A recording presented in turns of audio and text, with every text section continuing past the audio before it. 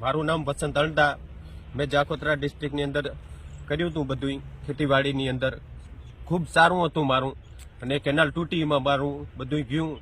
મેં એમને કીધું વિશાલભાઈ ગણવીતને, તો એમણે મારા કને રિશ્વત માંગી। મારા કને ખાવાના નહીં તો એમને હું ક્યાંથી આપું? અને મારે કાંઈ બી થાય, હું ગરીબ માણસ છું, મારે છોકરા ક્યાંથી નભાવવા?